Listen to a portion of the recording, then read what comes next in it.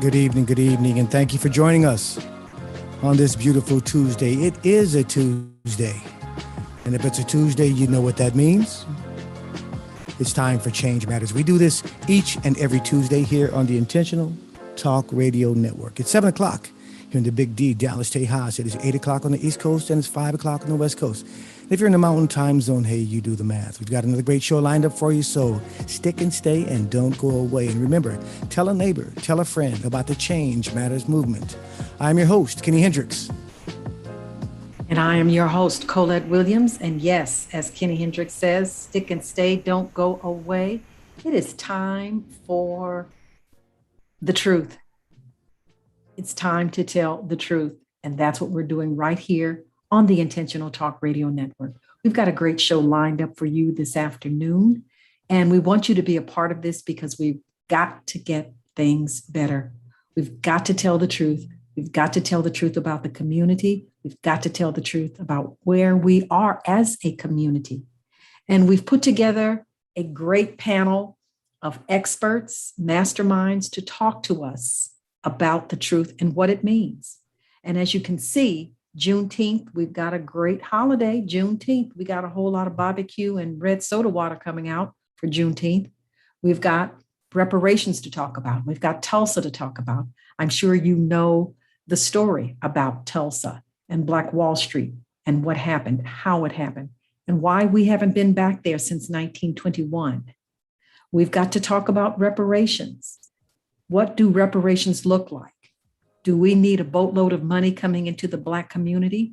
Or how can we get reparations and not have to fight for it again? Critical race theory. We will be talking about critical race theory. I'm sure you've heard about it. Do you know what it really means? So we're going to break all that down for you this evening. We're going to have a great time talking about it. We want you to join us this evening and go to itrnradio.com. That's itrnradio.com. You can also get us on YouTube. You can also get us on Amazon, Pandora, Spotify, iHeartRadio, Black Talk Radio Network, and join the conversation. We want to know what you're thinking. And in the words of Frederick Douglass, it's easier to build strong children than to repair broken men. And we know this to be true. Look around. It is easier to build strong children than to repair broken men. That's why our prisons are overflowing. We're trying to repair broken men. It's a lot easier to build strong children than it is to repair broken men. Another proverb, an African proverb, when you educate a man, you educate an individual. But if and when you educate a woman, you educate a nation. And that's not to say that men are any different. Think about it. When you educate a man, you educate an individual. When you educate a woman, you educate a nation. Women bring children into the earth, onto the earth, into the world. And we want those children to grow up to be strong adults rather than broken men. So I hope that you're with us. I hope that you're going to be with us for this entire dialogue. We've got great guests for you this afternoon. As I said, we've got the incomparable Mr. Danny Glover, my BFF. We've got Professor Amos Jones, another BFF of mine. We've got Mr. James Turknecht, another BFF of mine. And the list goes on. Am I forgetting anyone, Ken? No, I think you've got them all. Did you mention Dr. James Tucker? Dr. James Tucker, another BFF of mine, who keeps me informed about all of the things that are taking place with Juneteenth. In fact, we've had Dr. James Tucker on the show, and he is a staunch supporter of Juneteenth and all that Juneteenth all that we need to know about Juneteenth.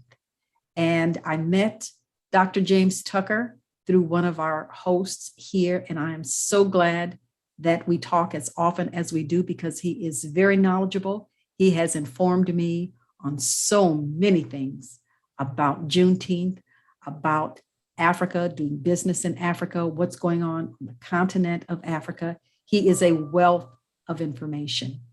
And with that, I'm going to hand it over to Ken so we can get this going. We've got 2 hours to talk about this, and I can assure you we're going to run out of time. Ken? And to introduce our esteemed panelists, I'm going to start with Apostle James Turknett. Mr. Turknett is a graduate of Carter High School here in Dallas, and at 18, after he graduated from high school, he enlisted in the U.S. Army, serving 2 tours overseas in Korea.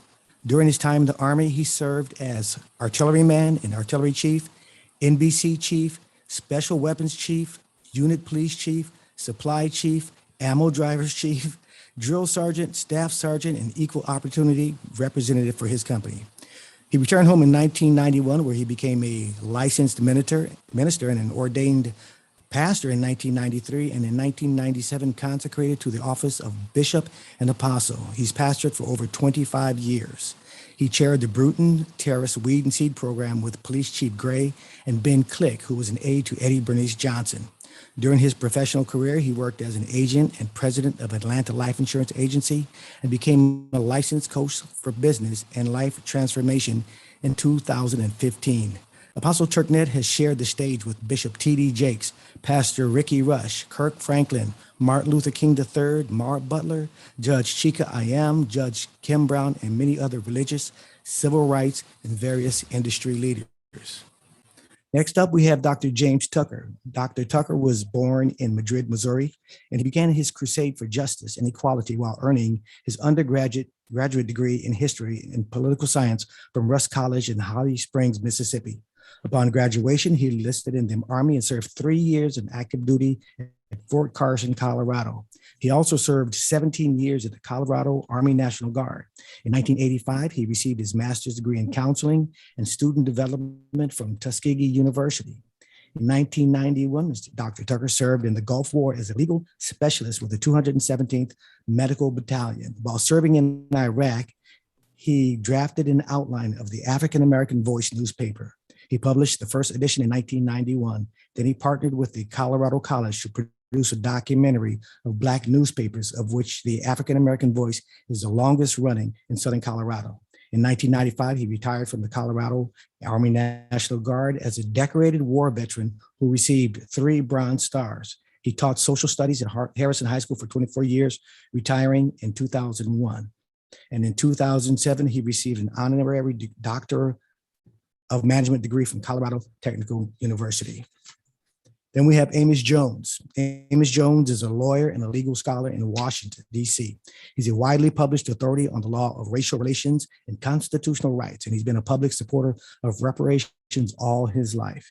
He's advocated for them as a columnist for the Harvard Law Record in 2006 and as a presenter at the International Reparations Symposium at the University of Edinburgh in 2015.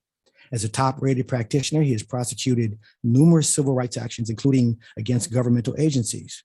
He received his Bachelor of Arts in Political Science, cum laude, from Emory University in 2000, his Master of Science from the Columbia University Graduate School of Journalism in 2003, and his Doctor of Laws degree from Harvard University in 2006. In 2006 and 2007, he was a Fulbright visiting scholar at Melbourne, and in the fall of 2015 was an academic advisor to the Faculty of Law at Oxford. In addition to engaging in the full-time practice of law and lecturing, Jones is a former journalist, and he serves as adjunct professor of media at the Trinity Washington University in the District of Columbia, and is executive director of the African American Trust for Historic Preservation in his native Lexington, Kentucky. And finally, and definitely not least, we have the world-renowned actor Danny Glover, actor and activist Danny Glover. I've got 4.5 pages of movies that he has starred in or been in, and I'm not going to go through all these movies. You guys know who he is. Again, Mr. Danny Glover, I would like to say this. As a lifelong social and political activist, Glover has been giving speeches for decades. He's delivered speeches to the American Postal Workers Union, spoken out against the death penalty, and addressed an audience at the same place where Reverend Martin Luther King gave his historic speech against the Vietnam War in 1967. If you could name a social issue, there's a decent chance that Danny Glover has spoken about it. He also leverages his public speaking demand for causes he's passionate about. He once refused to speak at a UC Berkeley graduation ceremony unless 400 custodial workers got a raise. Those are our guests. We want to thank our guests for being here, and we are ready to get this panel started. Thank you so much for being here. And I'll turn this back over to Colette. All right, and thank you so much, Ken. And yes, we do have an esteemed panel here. This is fabulous. And as I said in the beginning, we are going to talk about Juneteenth, Tulsa, reparations, and critical race theory, all of which everyone on this panel is well versed in.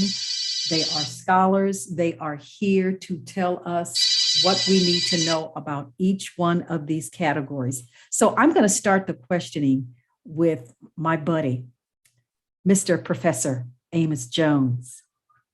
I'm going to start the questioning with Amos Jones.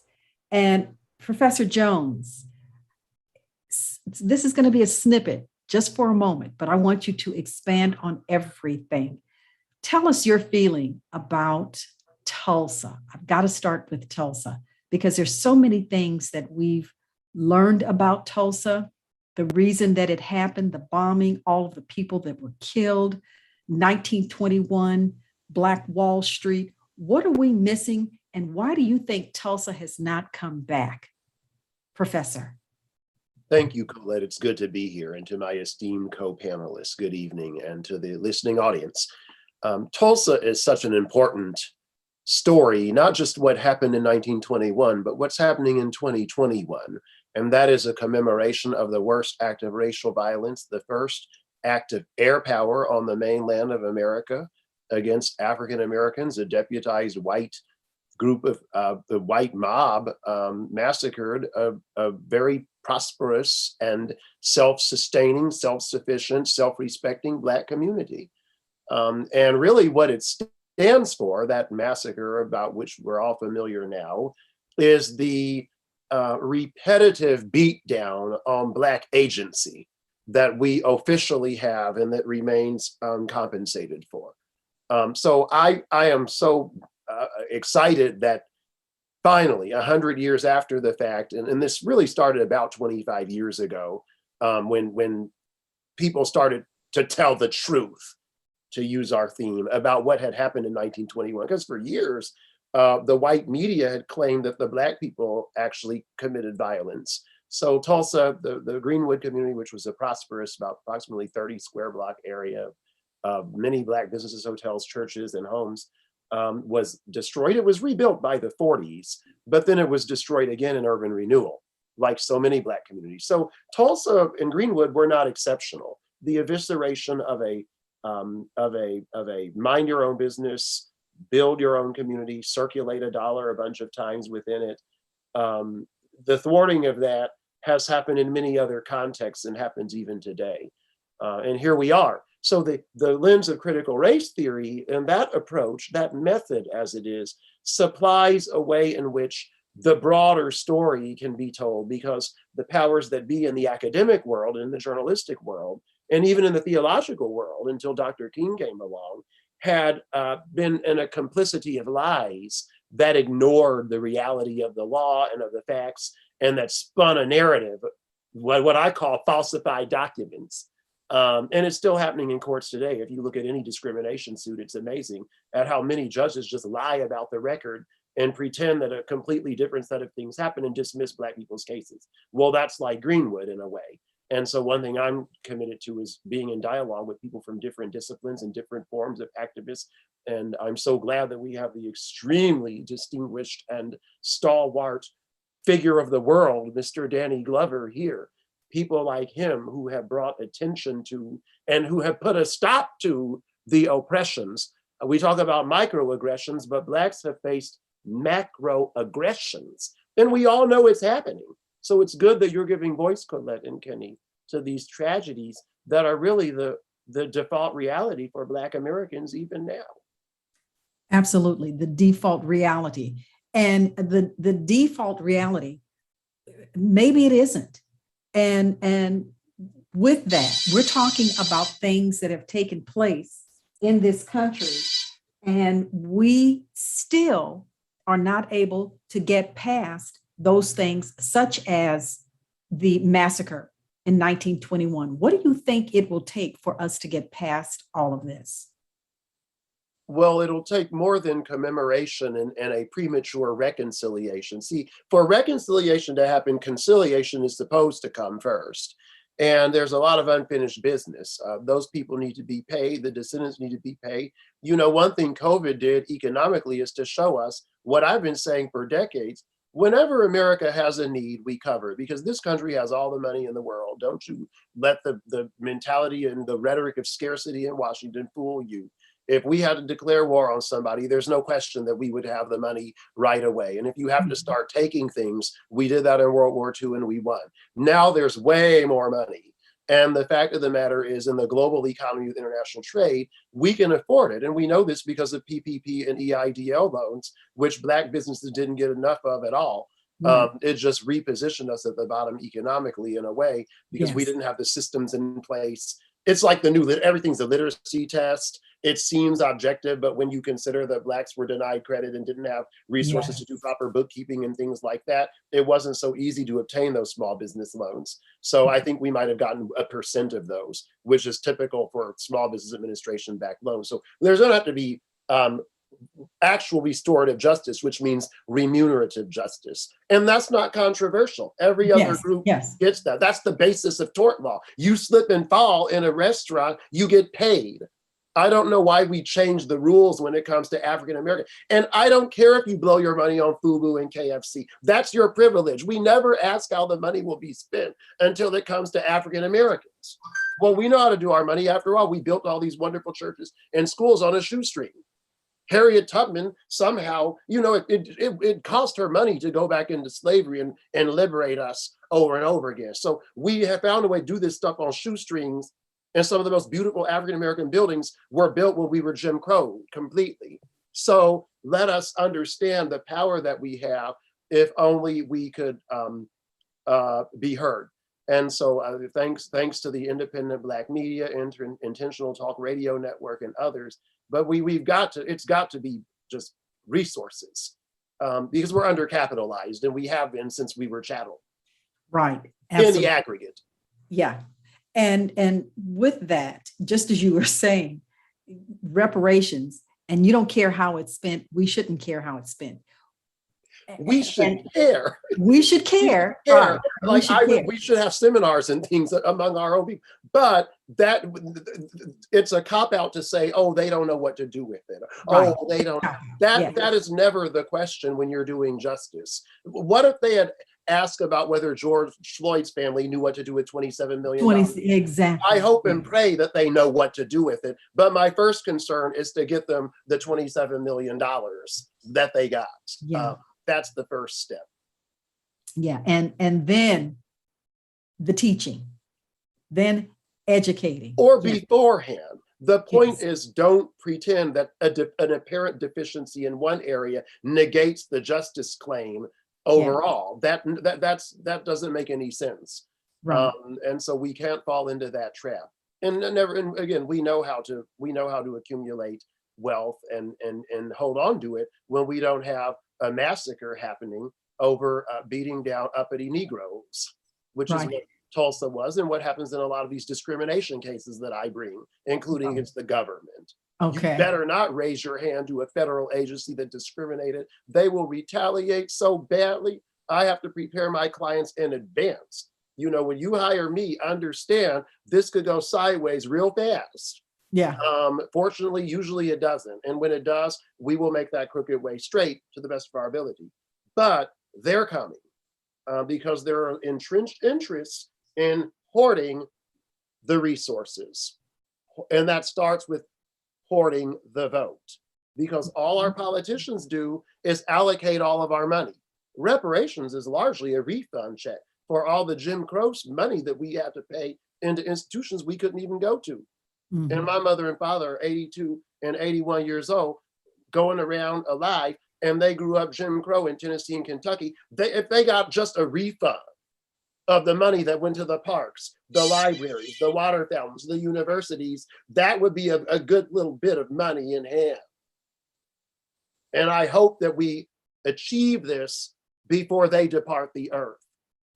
Right, absolutely. Ken, any questions for our guest? Yes. I've got one of the official documents on the whole Tulsa massacre, and going through it, one of the things that I read about was the fact that about 2 weeks before that massacre occurred, there was a white man who was arrested for, I believe it was molesting a child or something like that. And the people of Tulsa, the white people of Tulsa, found him, took him, and lynched him. Now, the Black people in the Greenwood area saw that happening, and they realized if they would do that to one of their own, what would they do to us? So there was some warning. Okay. My question to the panel is, and I will go to Danny Glover about this, what can we do to make sure that we are prepared that this doesn't happen again? Because in my estimation, I've said this to several people, we are one big lie from this happening again. We're one big lie away from another Tulsa. Those people went down on January 6th to the Capitol building and breached the Capitol building on a lie. So if another lie is told that is a lie against us, do not think that those people would not hesitate. Don't think that they'd hesitate to come do something in our communities. So Danny, what's your thoughts on what are the types of things that we need to do to make sure that this never happens again?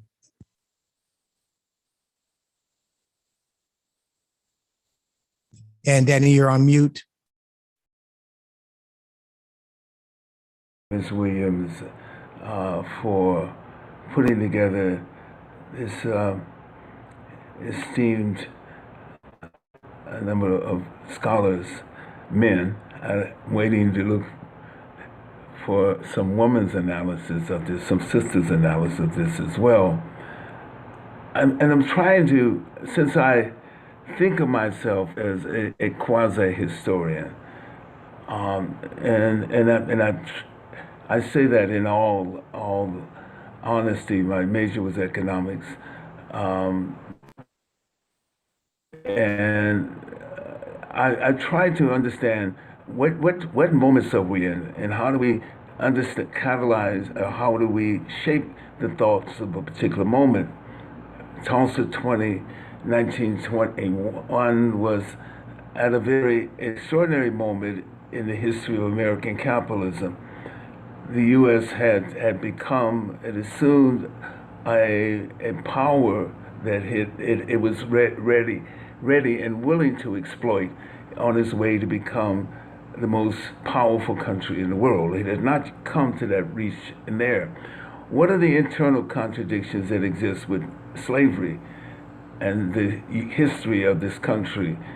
And I think those are important to understand. We're only, in 1921, we're only less than 50 years after the Civil War, the end of the Civil War, the end of slavery, and the many contradictions that arise from that. The expansion of the system, the new system, or the system of capitalism, which dominated the 19th century into the early part of the 20th century.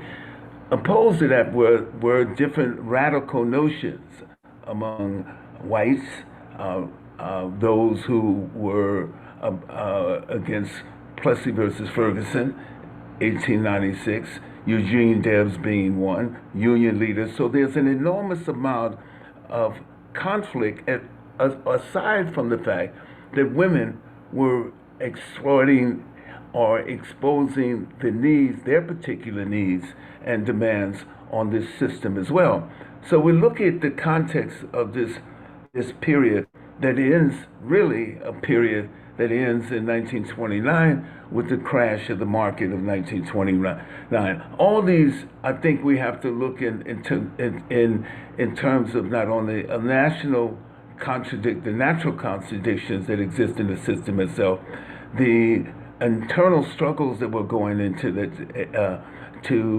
within that system, and the radical notions surrounding that system itself, and understanding that, which come to a head with the crash of the market of 1929, the ensuing continued radicalism around labor, around movements. You had some of the most radical black intellectuals in that particular moment as well, notably W.B. Du Bois and a number of us who were analyzing this and tried to create a framework, not only in terms of formerly enslaved Africans, but also a framework in terms of understanding the new dynamics in the world that we live in.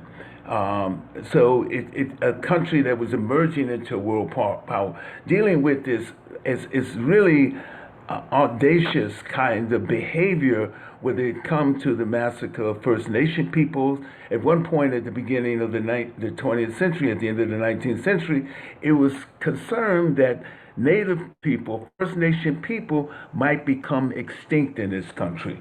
All these are the contradictions that are happening at this particular point in time in a system ripe for great possibilities, with new relationships that begin to emerge with the overthrow of the Russian aristocracy in the Bolshevik Revolution in 1917. We cannot understand ourselves in relationship, and that's sort of the framework, without understanding also the kind of national contradictions as well as the global contradictions that we face at the particular point in time. They're inseparable. They work in such a way and coalesce in such a way in understanding where we are and what happens at a moment. It is an amazing triumph. I think it's one of the most amazing triumphs in human history for what African Americans did post 1863. It's enormous. Du Bois writes in his Black Reconstruction in 1940, he talks about this enormous, incredible moment in which African Americans exceed any possibilities, unimaginable possibilities in this country after the of life under with 4 million African Americans at the time of emancipation enslaved.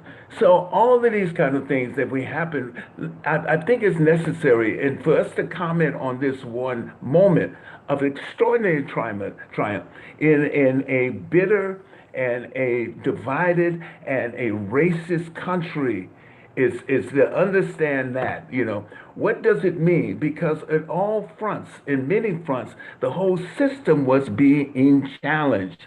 And understand that, whether it's a socialist running 3 times from the 1900 for 3 times for presidents and was imprisoned because of his opposition to the World War I, which he felt was an expansionist adventure of capitalist countries, which it was in a sense.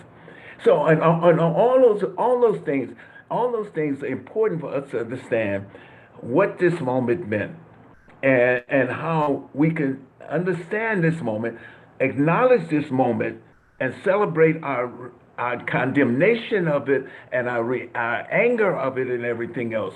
But what does it mean as we talk about it in the framework of the changing explosive dynamics involved, and I use the word world capitalism and African capitalism. We have one on the other side, say the Berlin Conference in 1895, in which Africa is divided up in the colonies, and at that time, at the beginning, right in a very pivotal point in the Industrial Revolution, and that division or that decolonization led to the amassing of wealth for those countries, European countries, and everything.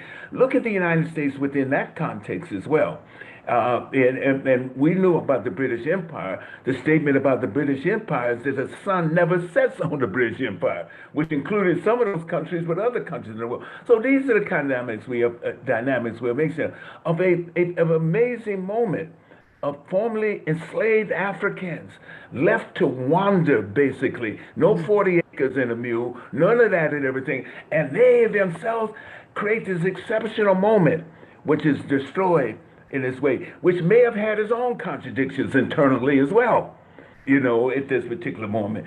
And since we all do that, struggle means one thing for us, and not only is the resolution or attempted resolution of the contradictions that before against us. So the white community is afraid that this black community has taken on the most incredible, audacious project to build us a community of prosperity. That's the dangerous from the descendants of formerly enslaved Africa. That in itself is dangerous to those and strikes enormous fear into those people. Right. And the political framework exasperates those fears in such a way, creates the kind of insecurities in such a way. We can make this argument that brings about this whole aspect that we find that lands in Tulsa. We see in 1898 in North Carolina, and in North Carolina, where a multiracial government was formed, and there was an overthrow, a coup d'etat on that government at the end of the 19th century. So all of those things are happening and all of them service what? A system of exploitation, a system that attempts, and in some attempts uses racism, race wherever it is used. China's racism right now, Chinese racism, Asian racism right now, uses race as its pillar for existence and the continuance of its domination. Yes, yeah, absolutely. And we all agree that the audacity of it all, two, where we find ourselves, and three, we have come back when it was thought that we would not come back. And in 1921, with Greenwood, how did these descendants of Africans, how did they come back to this degree? How did they come back? And look at where we are now. Look at where we are now. The same thought process is had. I was listening to the hearing on the insurrection, and one of those idiots said to an officer, "Don't shoot us. We're not BLM." Okay, so we're still thought of as inferior. We are not a full man. We're not human. We're not BLM. So shoot them. It's okay. It's okay. You won't be losing anything. So that's a horse of a different color that we'll tackle down the road. I have a question for Reverend James Turknet. And my question for Reverend is Juneteenth. Tell us about Juneteenth and why we should celebrate Juneteenth with barbecue and red soda water and bread pudding and what's the banana one called? Banana pudding. Thank you, Colette. I'm from Texas. So in Texas, Juneteenth mean a whole lot to us. And I was glad to have the opportunity to march with Miss Opal and have an opportunity to be a part. We grew up with Juneteenth. That's something that's really been really large in Texas ever since I've been a child. I literally talked to Miss Opal and saw her heart, how she wanted the holiday to be passed and she wanted things to go through. She had talked to President Obama and she wasn't for sure if it was going to be passed. For me and myself, I think it's important that it was passed. Now, I hear a lot of people say, well, it's just they're throwing crumbs at us. They're giving us this. Could be true. But from my perspective and from my knowledge from a theological point of view, everything comes from something small. And so we live in a period we call the third day. That's what we believe. I don't think a lot of Black theologians are familiar with it, but I discovered it from some Haitians. And third day simply means as God raised Jesus on the third day, so shall he raise up the Black people. and they would be the eyes of the church, and they would usher in the coming of the Lord. They would bring all races of people together. And the theory of it is that the blacks, as the children of Issachar, who were wise, and little passages in scripture say they were wise because they knew the times. These people would know the times and the seasons. And a lot of the whites are very aware of the principle of the third day. And so what they are afraid of is for us to raise up and recognize the dispensation of change, that things have changed over from one commander to the next. So we just happen to be born under what we call Japhet. Japhet is a European sun. And for 2,000 years, from the time of Christ's birth to the year 2000, not our calendar 2000, but probably the Gregorian calendar, which is about the time Obama, 2008, got in office, we went to a dispensation change. So we're not where we were 30 years ago, 50, 100 years ago. And so one reason we're having a lot of failure is because we're fighting a fight with old techniques. And there's nothing wrong with old techniques, except we moved on to a different realm. And we got a different authority as people of color. And you could see with James Brown, you could see with so many, they were showing us examples. Michael Jackson, they was trying to show us examples of how we should put the power in our hand. We know Michael Jackson was a billionaire when he died. James Brown was one of the smartest people in the world. He put the power in his hand. They had him, framed, jailed, saying he owed taxes and stuff. So for us today in Texas, we believe in Juneteenth. It may seem small to some people, but we believe that everything that has been stolen from us is going to be taken back. And so Juneteenth is just a part of this. And because that's when the Texans knew we were free. We didn't know that we were free. So Yeah, 2 years later. We didn't know 2 years later. Mm-hmm. We didn't get, so that's huge to us. Now for us to have the whole country to celebrate that, it's a big thing to us in Texas. So I think it may seem small, but trust me, I believe without a doubt it's going to lead to other things. Now, do I believe we should get reparations? Sure, I believe we should get reparations. But I believe we're going to, just like Brother Amos said, Mr. Jones said, very qualified way, they need some training. We've been fighting. I'm fighting. I'm a politician. I'm a preacher. I've been fighting for people to get money.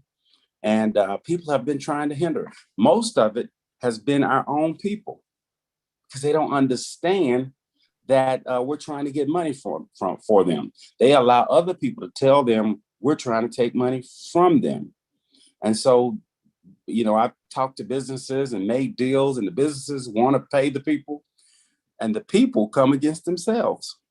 We do have a lot of education that we need to get into the hands of our people and get our people prepared so they can receive the reparations, because some of them could be receiving some now, but they're not prepared. They're fighting each other. And as you said, people have to be educated. People absolutely need to be educated. And it's too bad that we rely on others to educate our own families, communities. We rely on others to do that. And agree with you there. What would make someone who looks like us think that it's okay for someone else to educate us? They're going to give us what they want us to have. It's the very same thing when someone else is creating your narrative, your destiny. They're going to do it their way. And then you're going to sit back and complain. Why would you complain? You allowed them to do it. You allowed them to do it. So don't complain. So we've got to educate people in these communities that this is something that we can't wait for any longer. Exactly. We can't wait any longer. How much longer should we wait? How much longer do we have to wait? And just as it was stated, the day that we got Juneteenth, Biden signed that on the 18th. We knew it and we partied on the 19th. And my question was, great. Yeah. Oh, okay. Now what? What do we do now? We got a holiday. What do we do now? As far as I'm concerned, this is my question. What was that?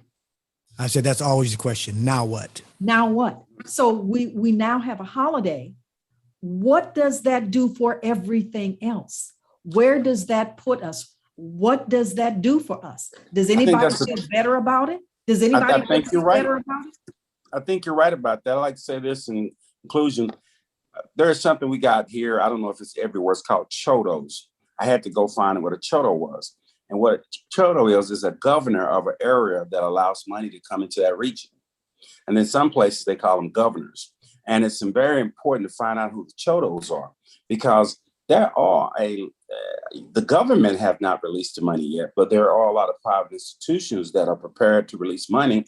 The problem we have is we have the wrong chodos. We have the wrong governors in position who are not going to allow the money to get into the hands of the people. So that's something we need to take a look at and we need to review. For some reason, we are afraid of change. When there are people that are capable of coming in and being chodos or governors, they don't want those people. They want the same ones. And as you know, I'm not going to call the name, but the movement, they had $100 million. There's more than that that's been given out there. Why is this money not coming into our communities? Mm-hmm. Something is wrong with the chodos or the leaders who are governing the money that's coming in. And I'll close at that. Right. Thank you very much. I want to go to Dr. James Tucker. The same question for you, Dr. Tucker. We're still talking about Juneteenth and the need to understand how we got Juneteenth, why we got Juneteenth, and where do we go from here? Do we celebrate every Juneteenth and forget everything else? Was that smoke and mirrors? What do we do about Juneteenth? How can we use Juneteenth as a platform? Because we've got to fix this. We absolutely must fix this. And we do have Sylvia Myers on, the wife of the late Dr. Sylvia Myers. The late Dr. Robert Myers. And Sylvia Myers is keeping his vision and his mission alive. And she continues to fight the very good fight for Juneteenth. Dr. Myers fought for 30 years to get Juneteenth as a holiday, and it's happened. So after Dr. Tucker, we're going to talk with Sylvia Myers. Dr. Tucker? You'll have to unmute yourself.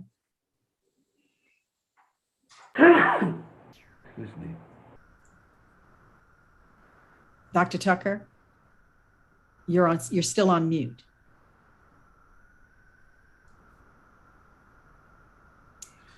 Okay, you're still on mute, Dr. Tucker.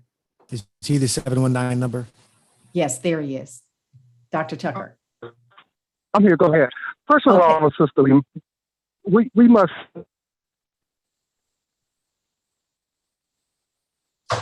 Uh-oh. Okay, Dr. Tucker, you're breaking up. He's got a very bad connection. Can you hear me now? Dr. Tucker, are you there? Okay, we have. Yeah, we got you now. Yeah, yes. We have you. No, we don't. Well, we had you. Dr. Tucker, you're gone again. Okay, Dr. Tucker, we're going to go over to Sylvia Myers while you try to get a better signal. Okay, there you are. Dr. Tucker. No, we lost him. Okay. Sylvia Myers is on. Okay. Sylvia, you're on mute. Okay, you're going to have to unmute yourself. There you are. There I am. Hi, thank you for having me on this evening, and please forgive me of my tardiness. No, that's okay. I had a class that I attended this evening, and I just got in. I want to jump right in. But what was the question? Because I think I came in on the tail end. We wanted to know your feeling. Your husband was the primary in walking the halls of Congress, talking to people all over the country about Juneteenth and the need for Juneteenth to be recognized all over the country. And tell us about the work that he did and the work that you're continuing to do with Juneteenth. We know that Juneteenth is a holiday.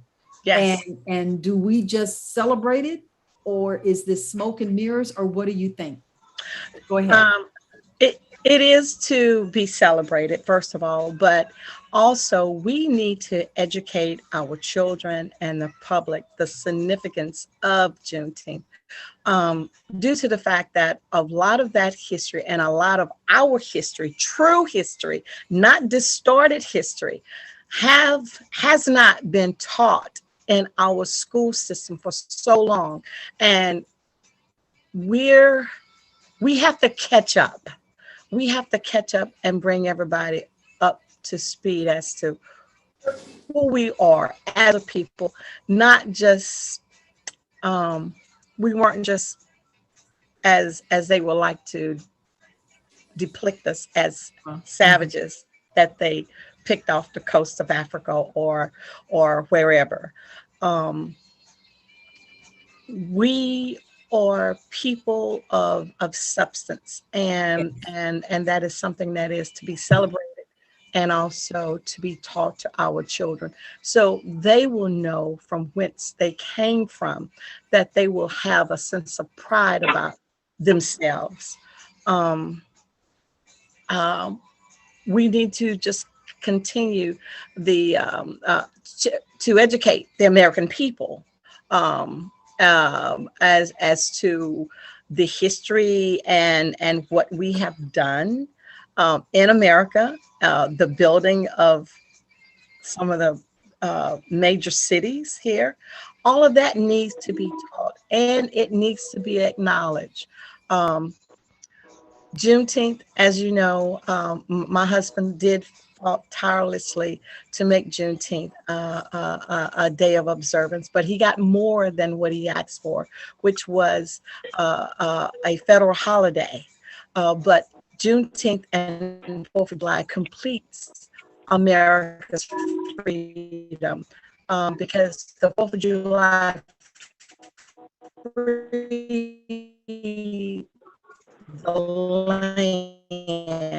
Juneteenth, the 19th of June, freed the people. And I would like to see Juneteenth celebrated as much as the 4th of July, with all the pomp and circumstance as we have 4th of July programs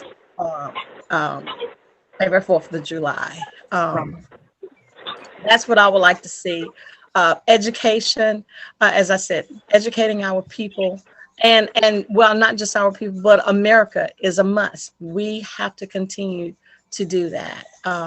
And that's one of the things that I will continue to do, is to bring awareness to everyone about the history and the importance of Juneteenth.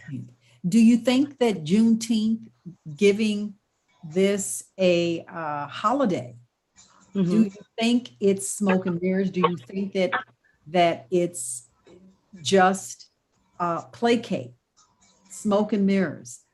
What do you think about that? In light of your husband doing 30 years of work in order to become a holiday, is it really a day of teaching, educating people? People really need to know what Juneteenth is all about, not just a day of celebration, but people really need to know what Juneteenth is all about. Absolutely. That's the work we have to continue, because so much had been focused around celebrating and not much education.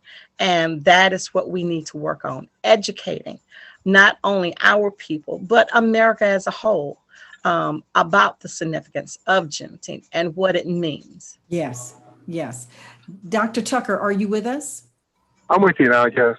Okay, very, very good, very good.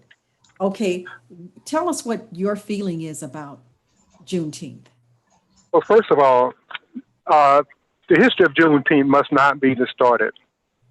Dr. Ron Myers was the originator, father of Juneteenth. He's responsible for making Juneteenth a national holiday. There's individuals out there who are trying to take credit for his work, and that's wrong. I admire Oprah for her doing her walk, but the truth is Dr. Myers, she served on Dr. Myers' board, and very little was mentioned of him during the entire process. And most importantly, it's important to understand that Texas did not want to be a part of the national holiday. I traveled with Dr. Myers at the 2015 150th anniversary to Texas. And while I was there, he tried to meet with the legislators. Prior to that, they tried to meet with him. But all of them ignored him. They refused to give him credit, and they ignored him and did not do anything to support, to really make it a holiday. And it's important for us to understand and know the history of Juneteenth. And of course, Juneteenth is not only just about African Americans. We got to look at the big picture. We've got to look at the transatlantic slave trade. We got to focus on transatlantic connections, transatlantic partnerships in order for us to get what we deserve, because we will not get what we deserve by simply trying to do it in the United States of America. We must get the African Union, the organizations in the diaspora involved to get the United States government to give us reparations for slavery. And it should not be focused on Texas. It should be focused on January 1st, 1863, when Lincoln issued the Emancipation Proclamation, which did not free one slave in the rebellious states. Okay, so tell us, in your words, of course, tell us what Juneteenth is going to do for us as a people. It's not going to do. Go ahead. It's not going to do anything for us. It's not going to do anything for us as a people, because we got too many African Americans out there who are selling out.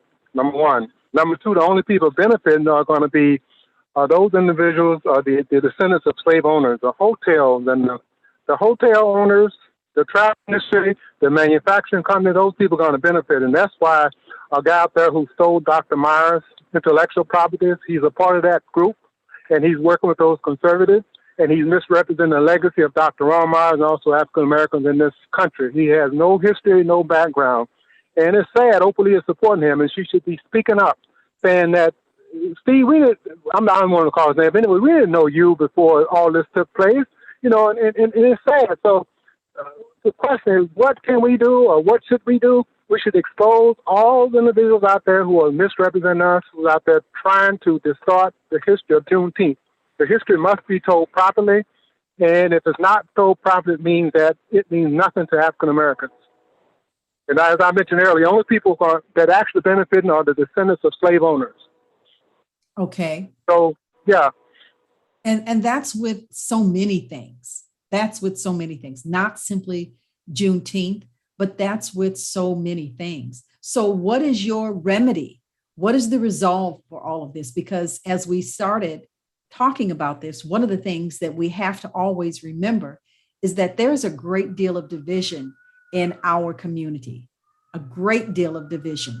So how do we bring people together collectively? How do we create connectivity? How do we create a collaboration? How do we curate the way this could look? We've talked about this more times than I can count. I believe we're the only ethnicity, we're the only community, we're the only race that is so divided as we are. Not another race is as divided as we are, whether it's Juneteenth or reparations. How do we get to a resolve when there's so much division? Just the only way we're going to get to the resolve, is that conscious black men must stand up. They must expose the sellouts. They must get involved in the community. They must feel active part in the community. They must get to know the people in the community. Most of these people out here call themselves leaders. They do not visit the black community. They're not connected with people in the black community. They're out there taking the crumbs from the table and selling us out. So it's got to be a plan of action to get the people directly involved in the community, get to know the people. And that's, I'm not bragging, but that's what I do. I spoke at an event on Saturday in the neighborhood, where they're actually taking buildings and creating jobs in the community for the people. But guess who was out there trying to sell them out? Guess who called the police on them, trying to get some of the activity shut down? A black guy by the name of Muhammad. And also, we got to expose those people.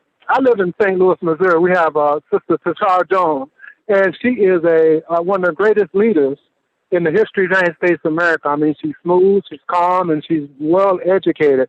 But the people who's fighting her are the blacks who have been in position, black males who have been in a position, and some of the females who have been in position for a long time, who are not supporting her to do the right thing to bring about changes. So we have got to go against the status quo, number one. Number two, we got to support conscious and real leaders in this country and expose those who are not doing the right thing. And it's not going to be a pretty picture, but it's got to be done. Right. It won't be a pretty picture. That's for sure. That's for sure. I want to go to Professor Amos Jones. Hello?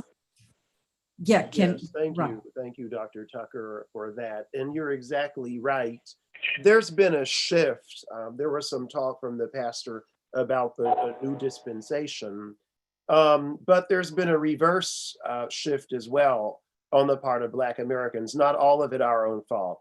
For one thing, you all have heard of the post-traumatic slave disorder phenomenon out of critical theory in a way. And we have to look back to what Dr. Carter G. Woodson, the father of Black history, taught us about ourselves when he systematized what was done to Black Americans in slavery. And what happened was that he made it so clear why Black people would tear down the leader supporting Black people and even advancing them. What's in the head of someone who's that self-destructive and selfish and prideful and self-centered? It's not as pathological as it would appear. Here's what Dr. Woodson told us, and we have to remember that this mentality festers within our community, which is why so many people never want to see a more appropriate person who's more effective and who gets results and who can lead better to actually lead. The bondsman was taught by the master that he, the bondsman, was the best at what he could do. I'm from Kentucky.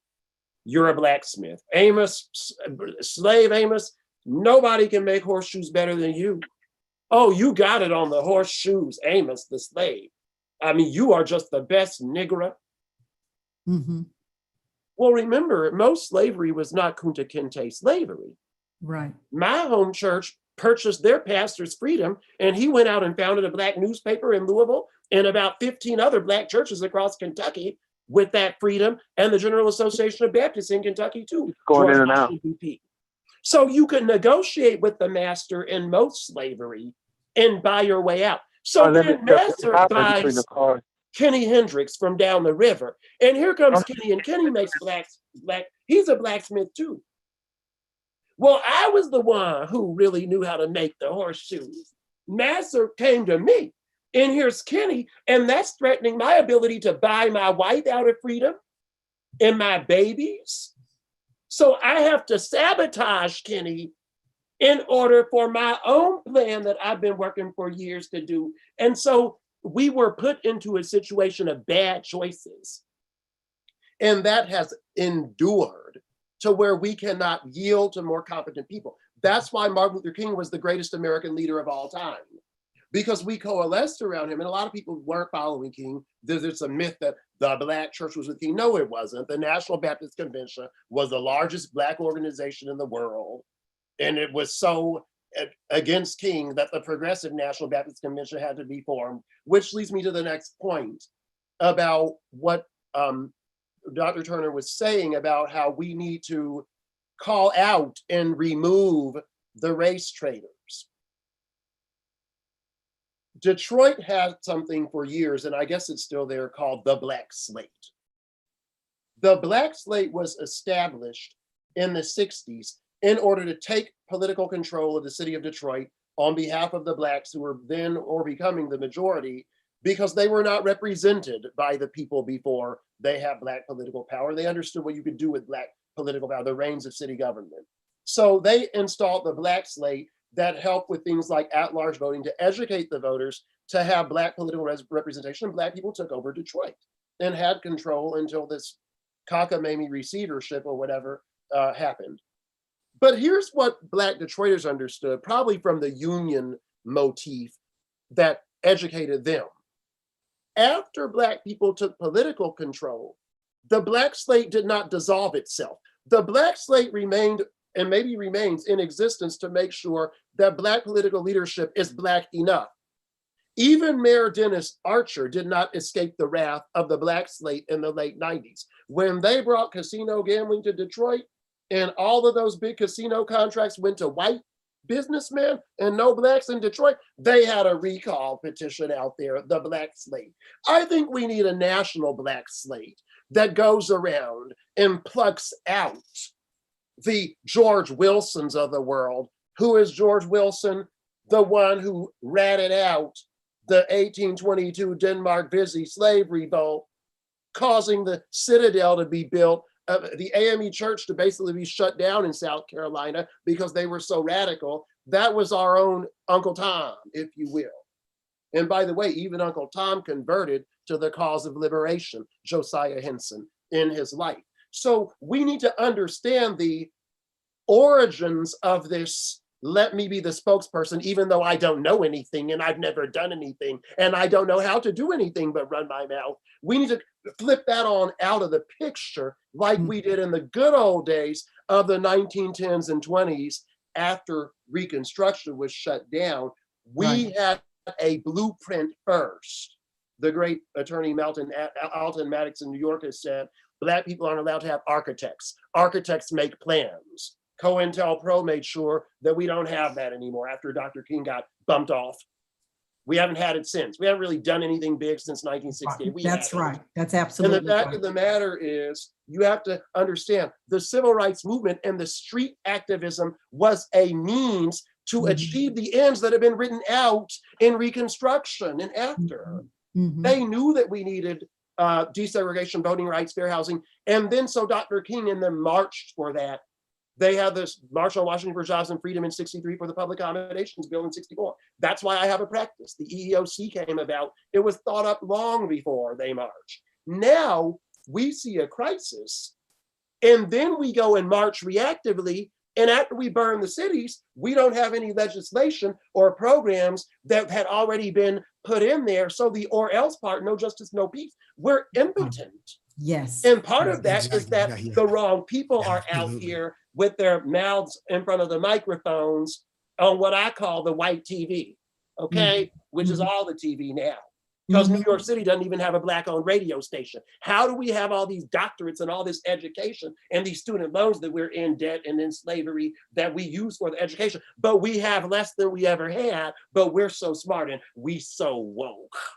Absolutely. So we've got to reclaim our brains and go back to the Fannie Lou Hamer University and the Harriet Tubman MDiv, because if we let them determine who gets the microphone and who gets the 100 million, they told Michael he couldn't dance, Whitney she couldn't sing, and Martin he couldn't preach. Well, we had other ideas, and we've been vindicated globally as Black Americans. And that's what Mr. Glover was talking about when he talked about the great achievements. As Marion Barry said, after he had a little bit of trouble, and he was a great mayor, that's why we put him back in. I walk with my head held up high. I am a Black American man. You cannot humiliate me. You cannot humiliate me based on race. I can humiliate you. And that's the way we need to reorient ourselves once we have reclaimed our brains and we have a Black slate in every municipality and village across this land.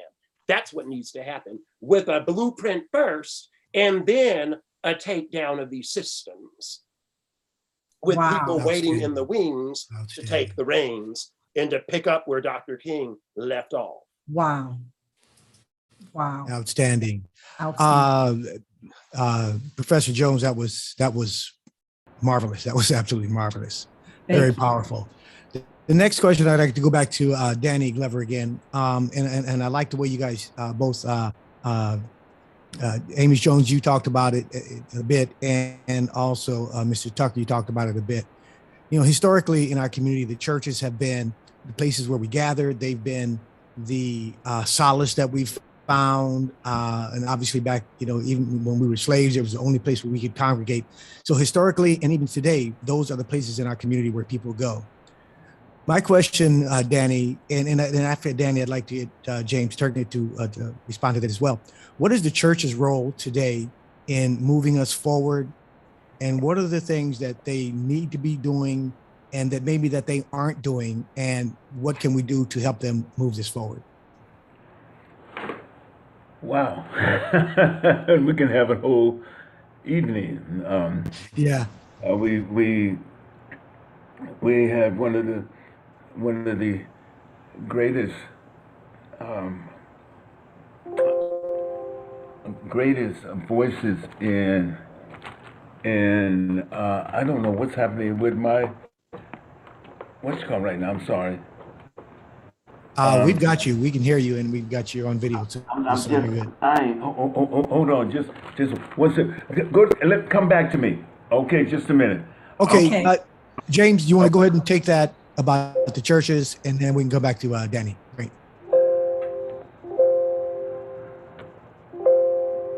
Okay. James, you need to unmute. We know that the church is definitely each Monday deposit $1 trillion in the white banks. And then the church can't even get a loan. Right. We know that. That's true. So first of all, we have to be good stewards over what God has blessed us with. Most of the pastors, especially Black pastors, don't know of the theory of the third day. So they don't know it's time for us to empower the people. We have been so conditional to be traditional and preach and make the people feel happy. Now we got to start teaching and educating and getting our people in a place where they can take over. Because if you really understand the ministry of Jesus, every city he went to, he took it over. We're not here to have church. We're here to take over. You got to change your mentality. You got to change how you're doing things, what you're saying. And so we've got all these gigantic churches and mega churches, but what do we own? Again, I heard the brother say, New York, they have no radio stations. I sat down and told the 2 Christian radio stations we had here in Dallas, I said, listen, you guys need to come together and work together. I said, honestly, if you don't work together, somebody's not going to be in existence. The mega pastors are not going to help you when the trouble comes. Mm-hmm. Listen to me. They didn't. So one of the most famed one is gone because it was owned by whites. And it's gone. It doesn't exist. You know, it bought it and it bought both of them. And now one is gone. The other is a cash cow. So they wanted to leave it on the table. It's a cash cow. So they keep the cash cow.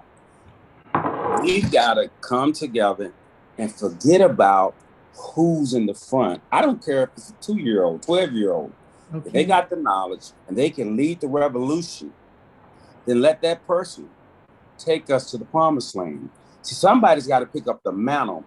I'm just like any other Black. I'll be honest. I tell the guys when I go to colleges, I say they call me doctor now, but I was the dumbest guy in America.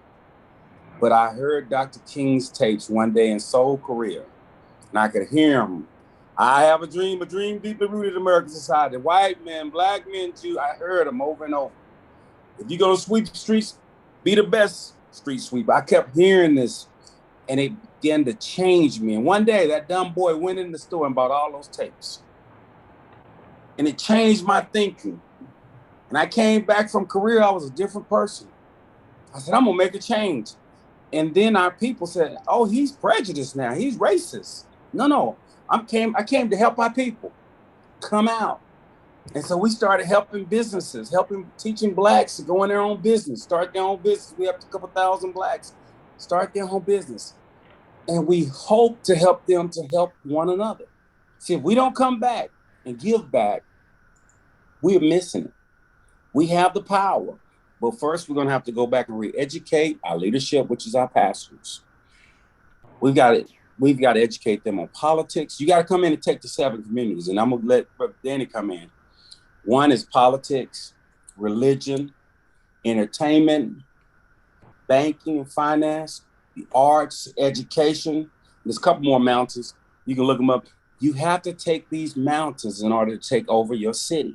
Mm-hmm. It's our time. But the man that does not know the time and the season is the worst man. And this is the African proverb. If there is no enemy within, the enemy outside can do me no harm. Yeah. If you got an enemy inside, you ain't got to worry about the outside. Yes. We have that ability. We have the education. We have the voices. We are the best communicators in the entire world. But we must pull together and band together and become one. I yield the floor. Danny? We're talking about religion. We look at the AME Church and the Abolitionist Church. AME broke away from the Methodist Church near the end of the 18th century, and took on a position of being a force against the abolition of slavery. Before there was any kind of public concern about that.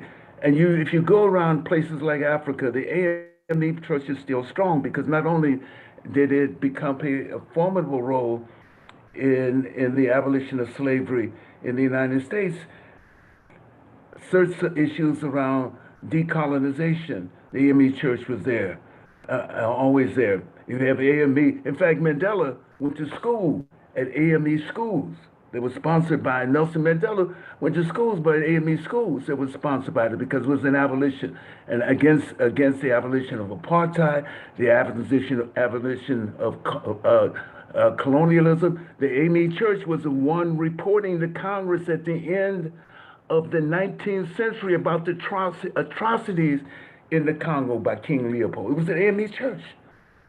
And all of this dynamic, but in a sense, and certainly we could talk about the levels of engagement of the AME Church in the civil rights movement. Certainly, I would consider a Dr. King as a liberation theologian. That is the case. At the end of in the late 1960s and in the 70s, it was Catholic theologians who were prompting poor people, and supporting poor people who were rebelling against what was happening in their respective Latin American countries. The Catholic Church threw them to the dogs, threw them to the wolves at that particular point. So understand that religion and those who are in the process of liberation using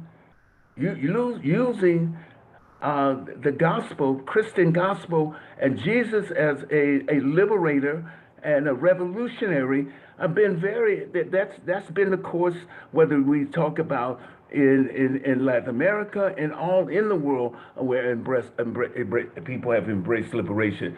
So in a general sense in that. But I think, I remember Harry Belafonte telling a story at one moment about Martin Luther King, in a conversation they had. And he said, Dr. King said to Harry Belafonte, says, Harry, I don't know if we're integrating our people into a burning house. He said, he's told that story. And Harry Belafonte says to him, after all the work we've done, after all the work we've been doing, what do you suggest we do? And Dr. King said, I guess we have to become firemen, in a sense.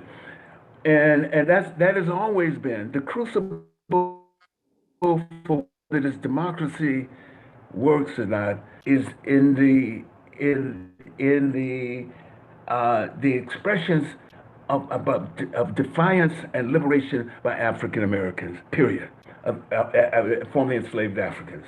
And so we're still there. We're still there. I don't care whatever we talk about and everything else we talk about Occupy, we talk about it still resides itself in that question. So the civil rights movement, or as Reverend Barber calls the second Reconstruction, Reconstruction is an embodiment of this historic placement of formerly enslaved Africans in that sense. And it still is. When we talk about all the indices about wealth, all the indices about health, and everything else, we're still at the bottom. And the question resides in our and I said, what are the dynamics besides having our general call, we got to get together. What are the dynamics in which we struggle for that? and the struggle for justice. And because the struggle for African American justice has struggled for justice for LGBTQ, women's, etc., etc. And so, and for all those other movements that have happened, it's been the pivotal movement, and that expression for the struggle for justice has been through that of the formerly enslaved Africans, descendants of formerly enslaved Africans.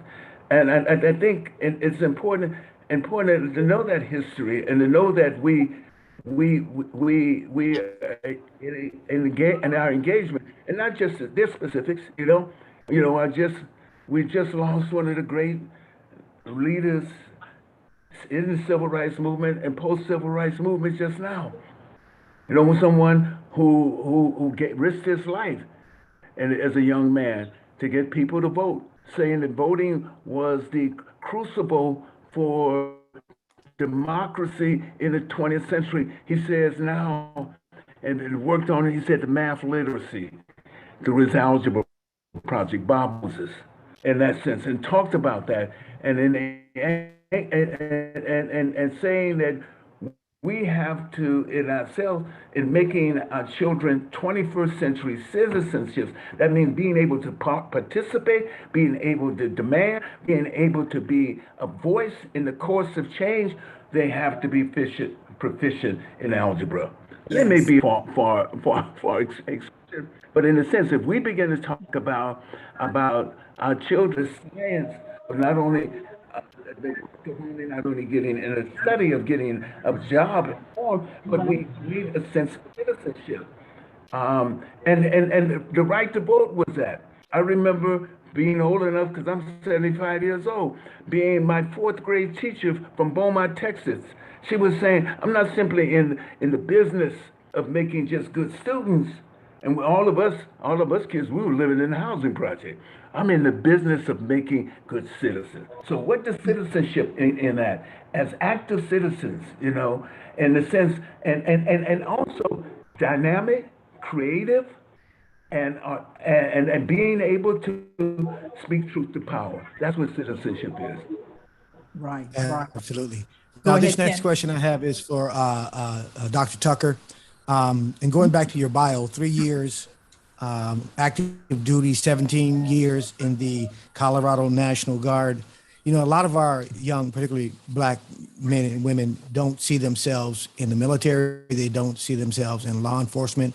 A lot of times we don't avail ourselves to the political process. So my question to you, Dr. Tucker, is what do you tell young people today about joining the military and the types of things? What make that the military, law enforcement, and politics? What do you tell people today about that being a good choice for a career move, particularly when you talk about people in the inner cities who don't have a whole lot of choices? Military can build character, and we cannot change things in the political arena if we do not avail ourselves of those processes. So I'd like to get your thoughts on what do we tell young people about getting involved there? First of all, I like to start with the police department.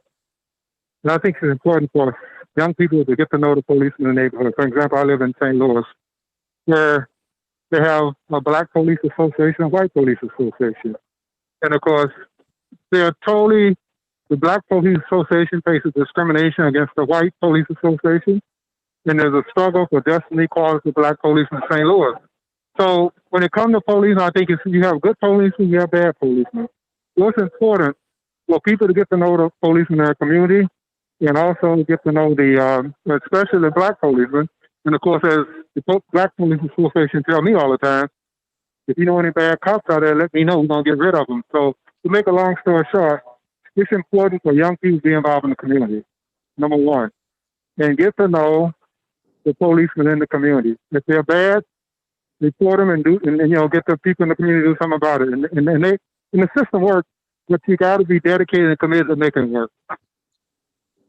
When it comes to the military, I spent 17 years in the military, and I think I faced so much racism, discrimination.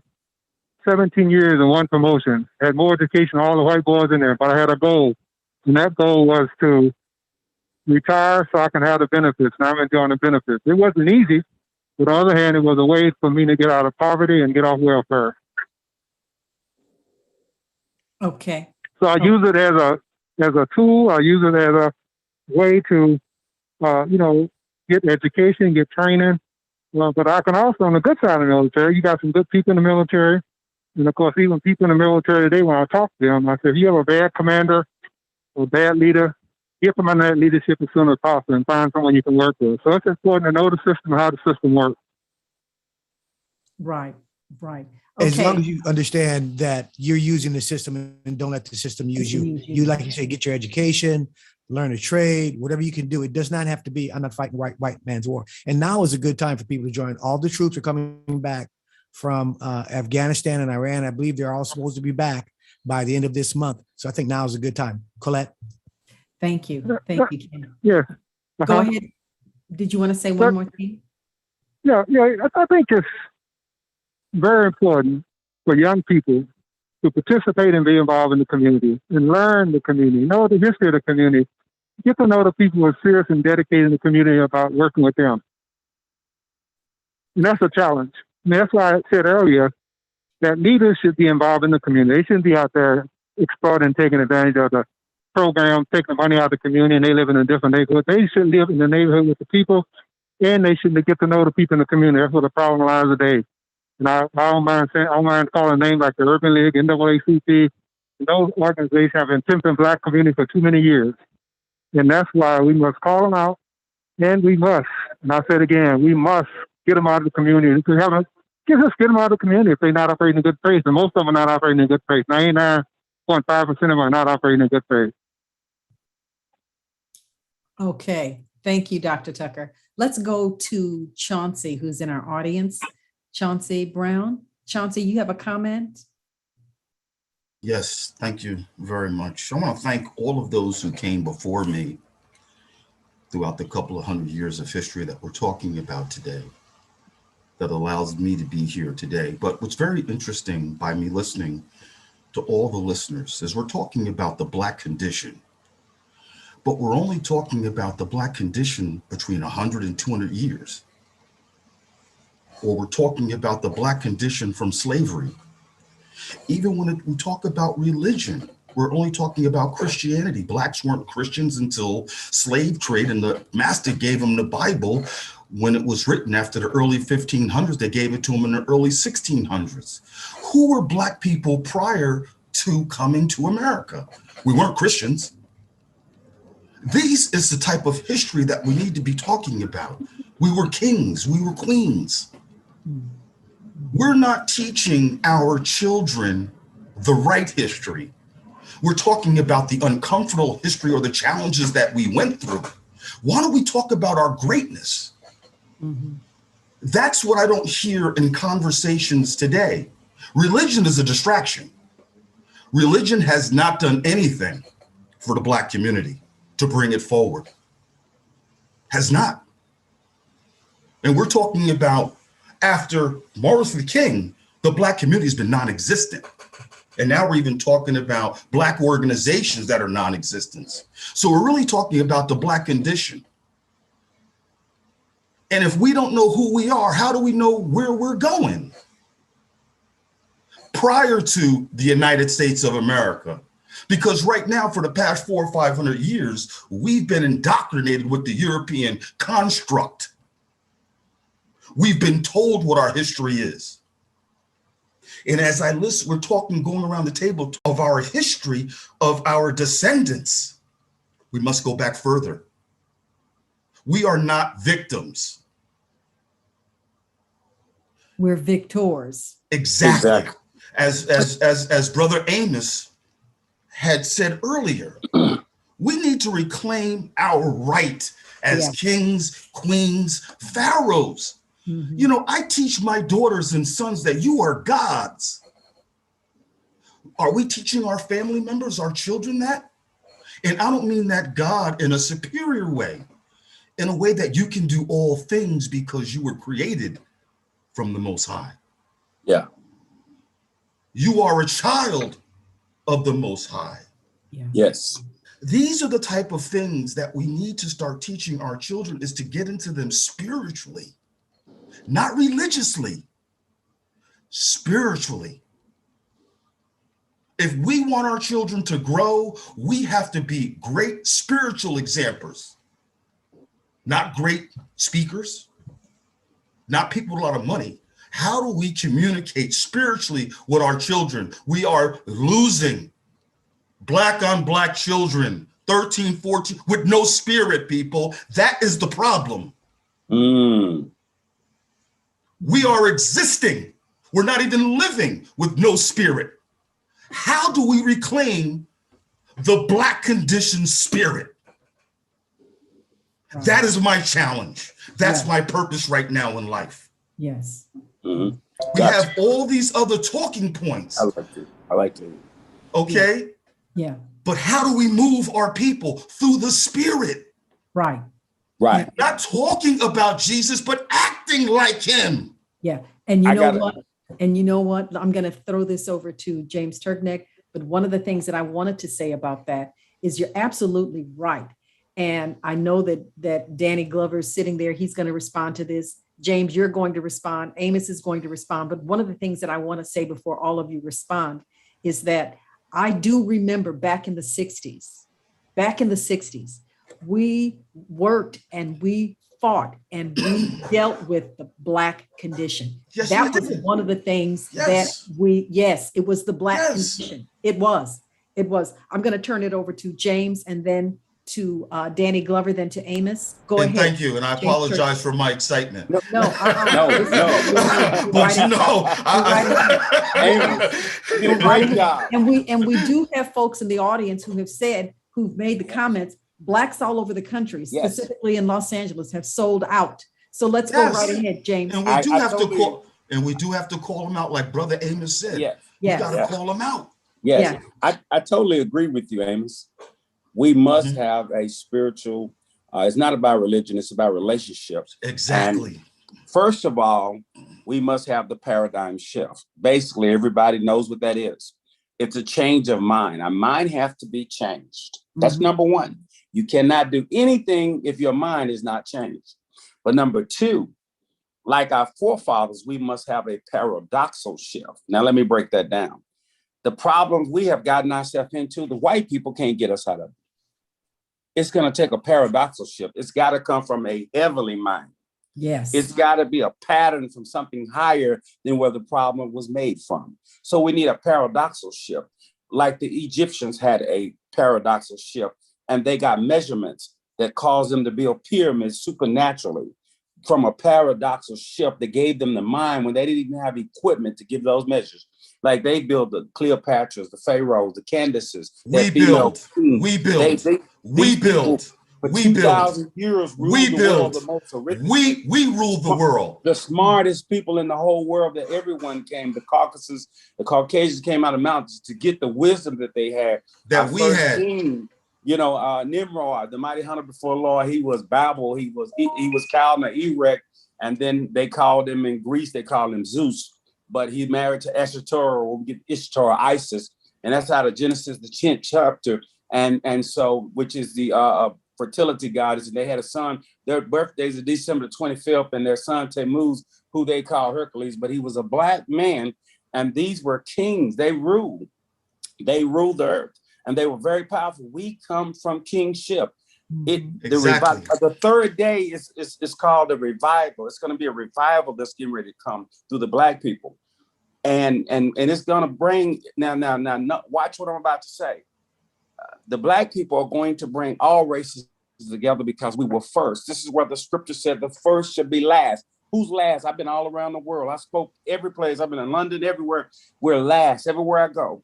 But he said the last shall be first. He has supernaturally, strategically set it up and designed it to bring us out of last place, put us into first place, and we are to come together in true intercessory prayer. You got to have intercessors to do this. You can't just have talkers and communicators. You have people who know how to hit and call him and let the Spirit of God come in. And we're going to bring a revival that's going to shake the world upside down. It's not going to happen. It's actually it's happening now, because revival comes in the worst times, in the worst situation. The white people understand they can't do this. They can't change this. So we are now prepared for this tough time. We are educated for this time. We've been waiting on this season and this time. But the problem is we have had fight against one another because I want to be the smartest. Excuse my language, the hell with who the smartest. Who has the mindset to surrender themselves and allow God to lead and guide them to bring the people together so we can be one. That's all we need. No degrees, no pedigrees. We need a leadership. We have a lack, like my new book, we call it passion, a purpose of leadership. We don't have enough people with passion and purpose to do true successful leadership to bring the people out of the situations. And they keep trying to shut the voice down of people that have been called by God to bring the people out. But you cannot stop God's people, but for so long, they will come out of the dust. They will come out of ashes and become the people that God wants them to be. And this is the time and season. If you're not the one, can you recommend me another one? If it's not you, then who? If not here, then where? If not now, then when? I'm going to be quiet. And guess what? And those that don't want to, then get out of the way. For those that can and will, get out of the way. Let's go to Professor Jones. Professor Jones. Thank you. I thought that Mr. Glover was next, but I'm happy to go.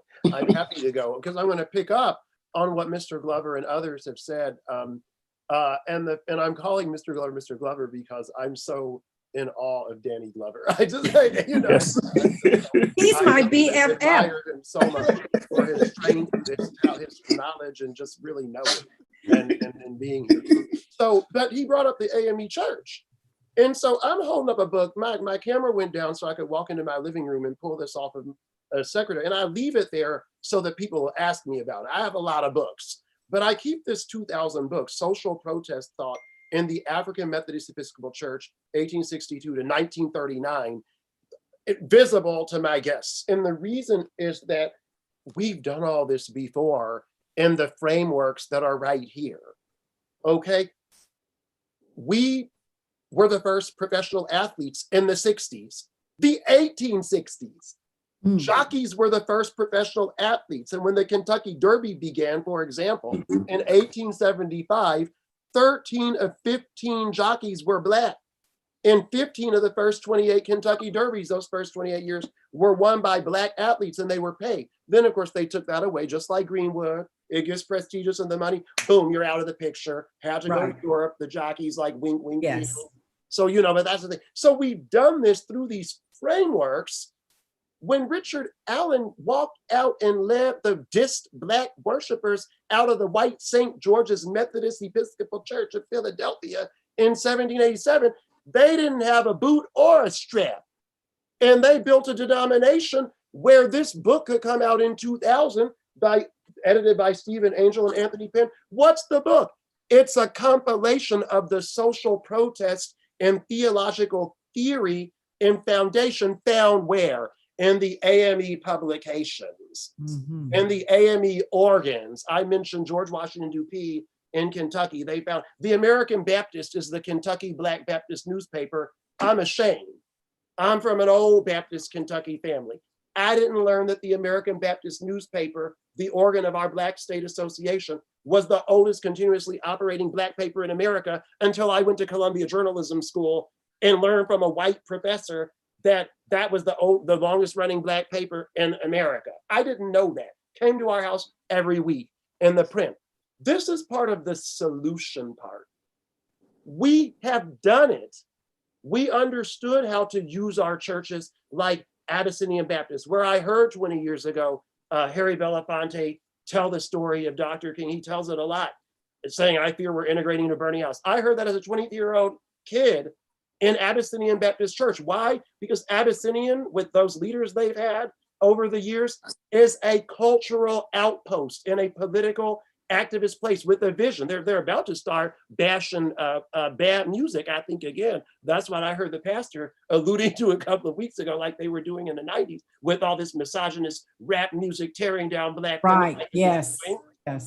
Yeah, respectability politics works. All politics is respectability politics. And don't let the white people trick you into going around with those pants on your behind where people can see all of that. That's not getting us anywhere. There's no liberation in that. And everybody knows it. We've been tricked. Everybody's doing respect Okay, bamboozled. Yes, everybody, the yes. women's groups, the gay groups, everybody's, and everybody in the Congress is not an atheist, pretty much. But we know they are, but they have to be respectable. So we don't need to be tricked. We have mastered and we have revolutionized these structures and systems, and we have liberated ourselves, and we've also liberated our oppressed people from the yoke of spiritual bondage that they found themselves in and find themselves in when they discriminate against us. Because nobody's theology, other than the Mormons before they reformed themselves with Revelation in 1978,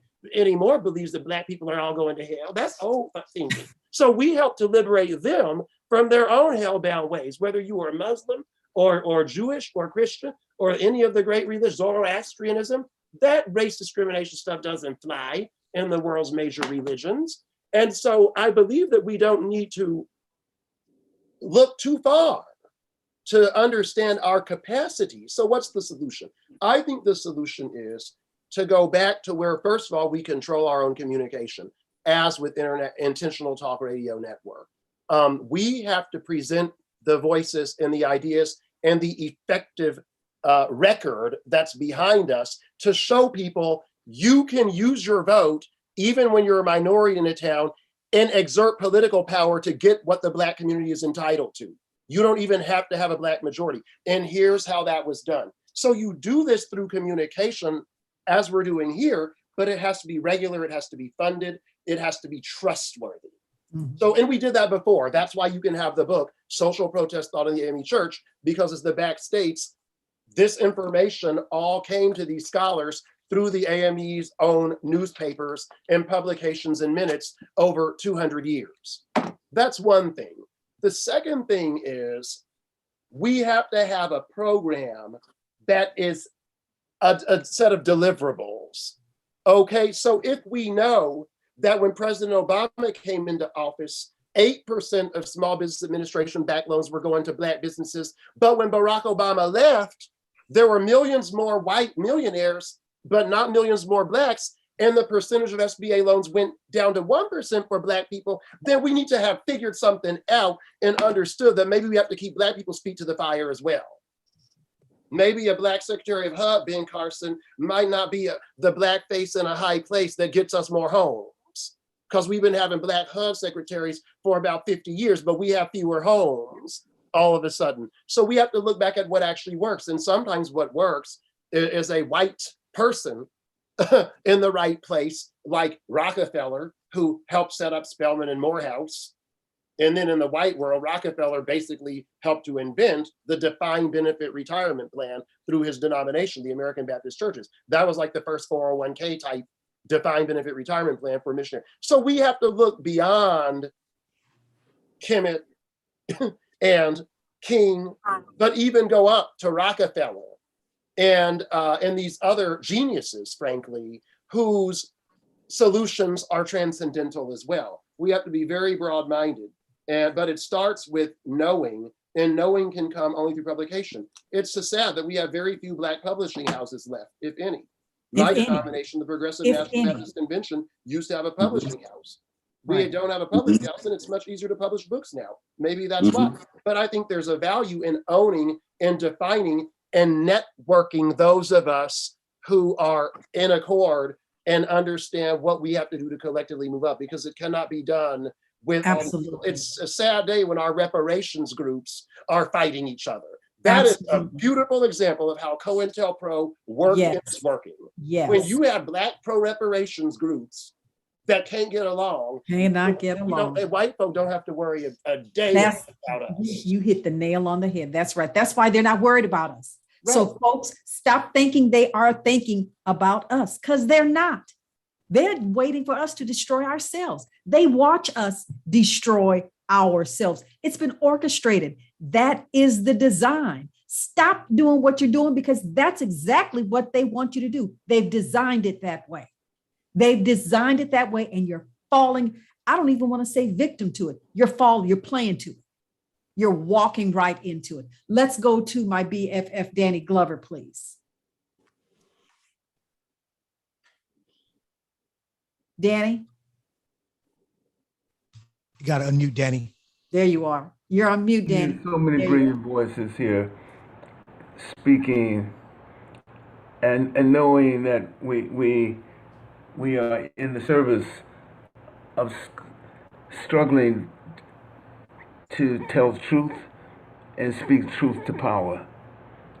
I'm enamored with every single person on this call because of their earnest truth telling, their enormous passion for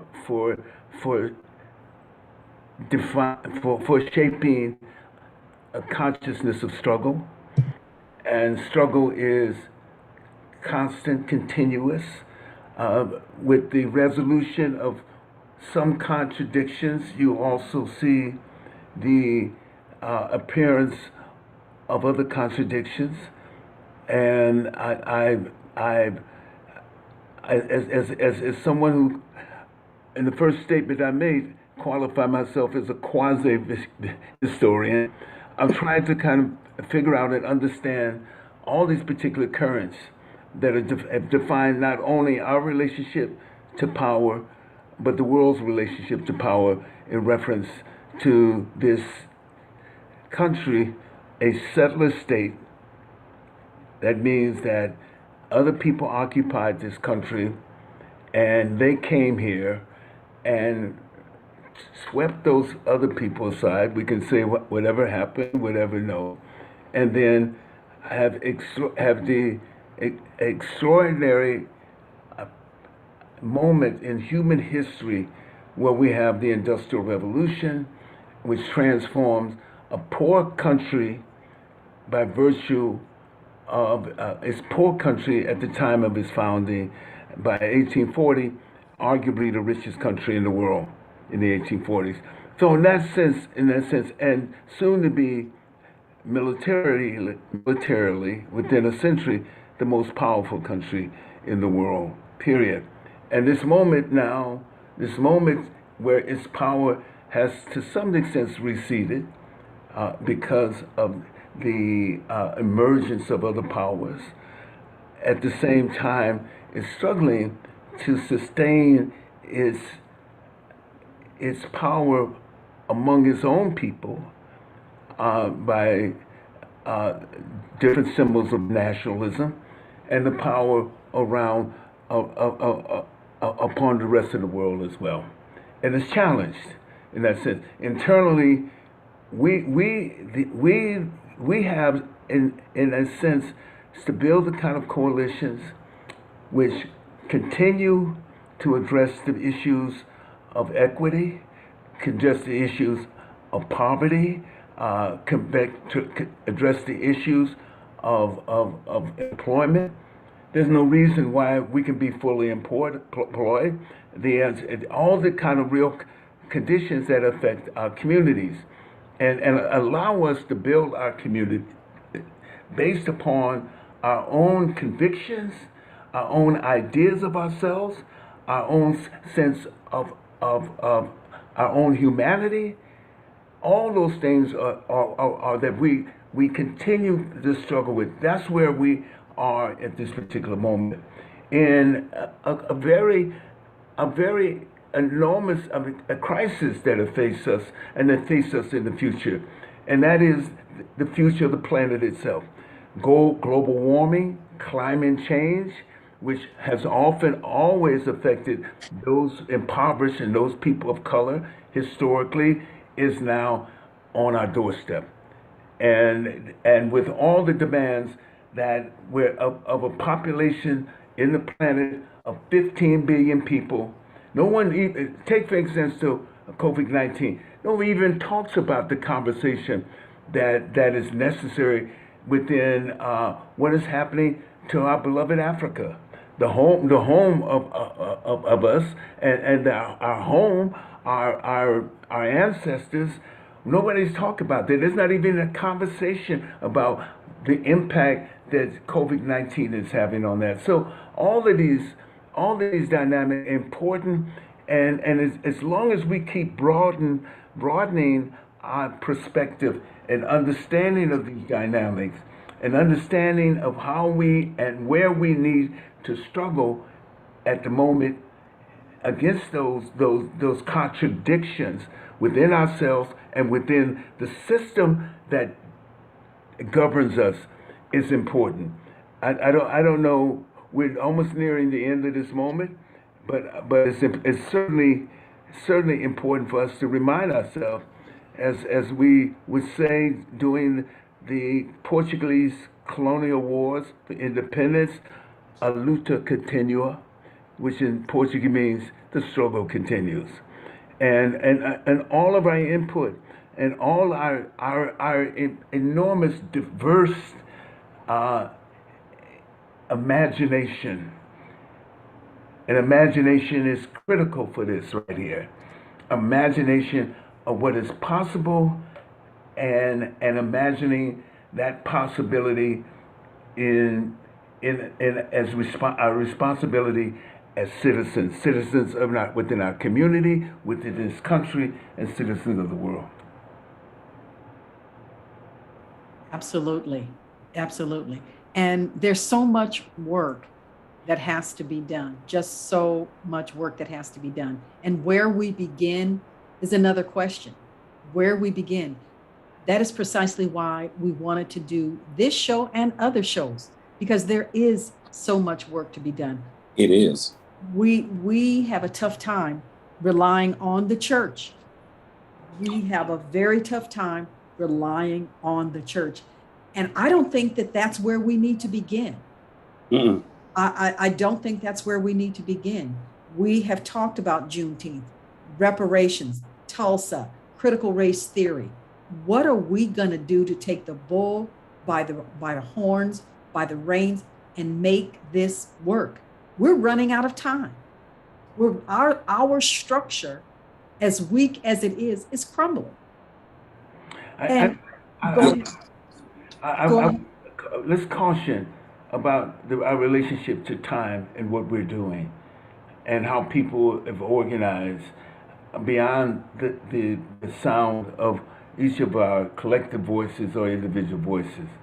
And I think that in so many different ways, we have to understand that we have a crisis unlike any crisis we've experienced. This COVID-19, the possibility of the variants with it, and all the other dangers, feelings of insecurity, etc., that arise there. The economy that is contracted in some sort of ways, and we meaning that it was economy, even though it promoted its own sense of well-being by its unemployment numbers, but the reality it had other issues within it itself as it applied to African Americans, and I think the ideas of where do we put our energy, where do we put our collective resources as a country is important. Should that energy be placed less in the service of militarism, or should it be placed more in the service of building communities and building the communities of love, building the communities of unity, building the communities? I mean, I remember talking to a fourth grade teacher in Detroit at one time, and the first thing he asked his students every day, every year at the beginning of the class, rather, is that what's the question being, what does it mean to be a human being? It's the first question of philosophy, and the second question is, how do you know? Mm-hmm. And those are kind of things that if we can dangle, and we can juxtaposition ourselves around the most elaborate conversations about that. But how will people on a daily basis living their lives as individuals and forming communities of collective engagement? That becomes the bottom of that, the bottom line of that. And yes, Yes, we still have to, in our peculiar reality, deal with the issue of racism, and in relationship to its historic past, and relationship to how it manifests itself in the present as well. All right. Thank you. Thank you. Yolanda, can I say something, Sure, please? please. Yes. Yes. I have on the line a young lady, Britannia. She's a part of Child Care Change Makers.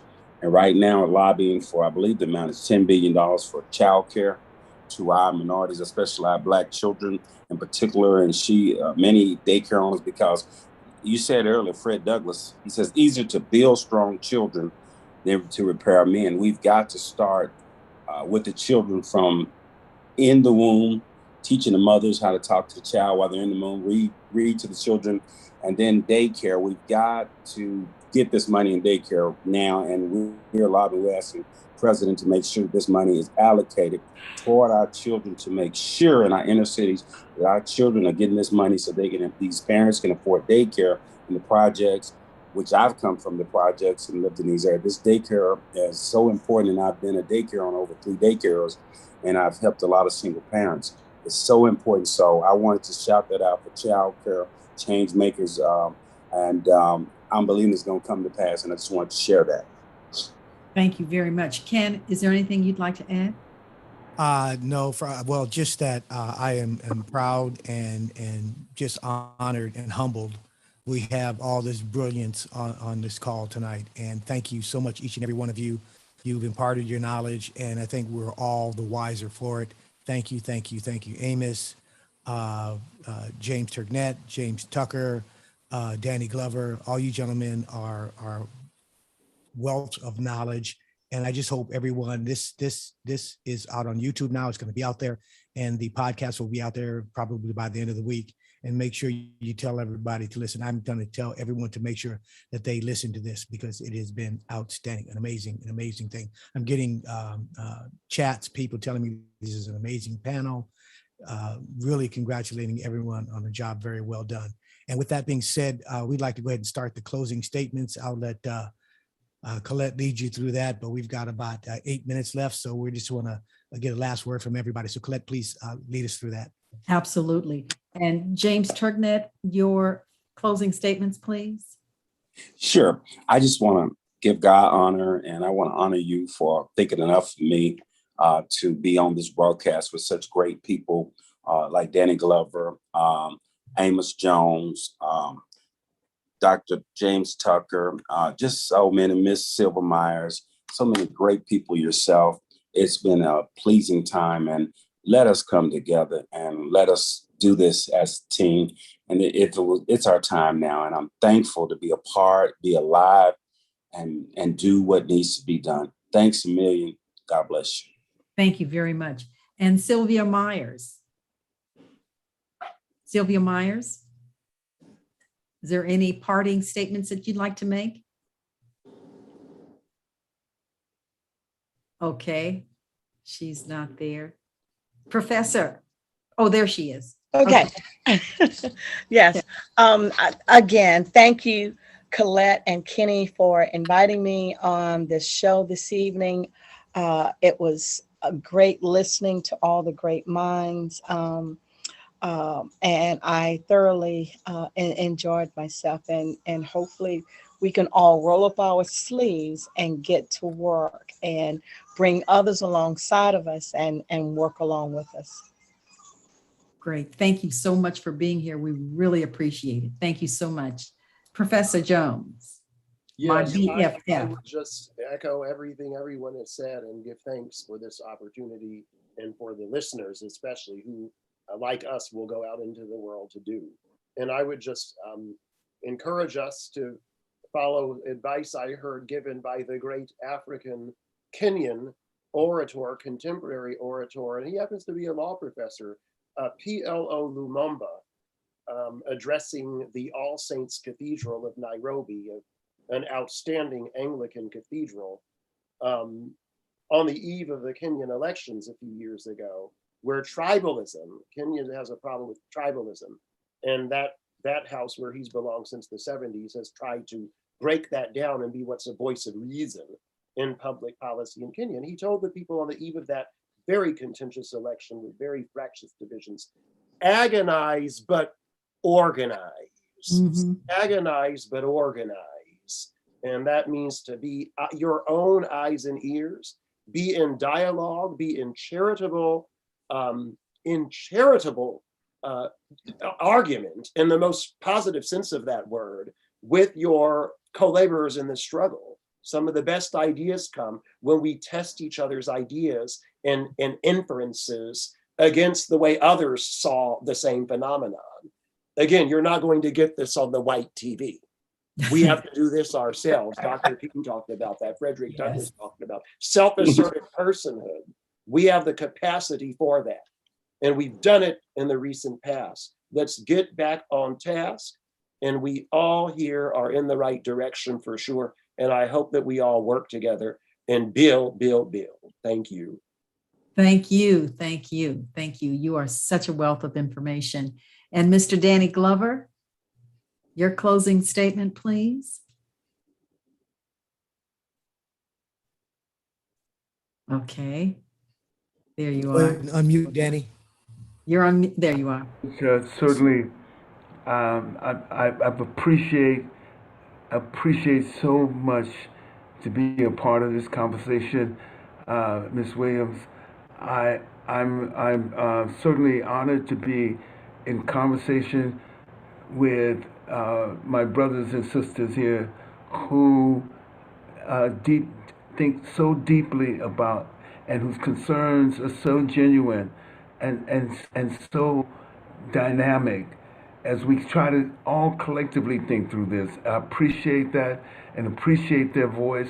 It makes me smile at the possibilities of this conversation further itself in the search of that elusive thing called truth. And our engagement sustains itself in ways that in some way, as Paul Robeson said, that each generation makes its own history and is judged by the history it makes. Thank you. Thank you. Thank you. And I wanted to go to our best friend, Chauncey Brown, who told us about the kings and queens and where we come from. Chauncey, one final thing that you'd like to get out. Well, I want to say thank you for having me, Ken and my sister, Colette. This has been an extraordinary show today. I have not only learned a lot, but I'm extremely humbled and blessed to be in the same presence of, I'm a big fan of Danny Glover. Listen, I'm sorry, everybody, but I gotta give the big D his props, man. You know, Mr. Glover, I love you, man. And listening to you today, your insight, your intuitiveness, your thought process. I've only seen you as an actor, not as a person. You are an extraordinary individual, and I am so honored and blessed to have this opportunity to listen to you today. God bless you, man. Thank you, and God bless the things that you have done by paving the paths for others like myself and others in the acting industry that have come behind you. If it weren't for people like you, I and many of all of us here would not be here today. God bless you, and I love you, Mr. G. I love you, man. I love you. Brother Brown, Love you too.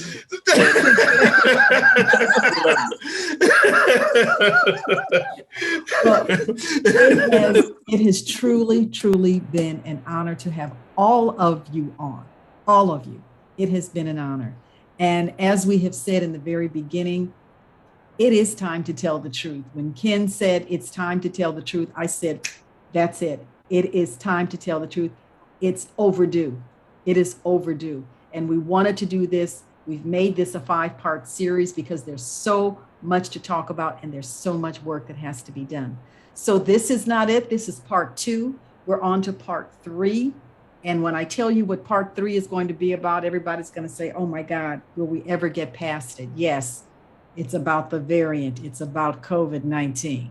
But I do want to say thank you all. Thank all of you for being with us. It has been profound. It has been enlightening. It's been educating. And we are not finished. We are not, we haven't even begun. So please keep your eyes and ears peeled because you know I will be calling you.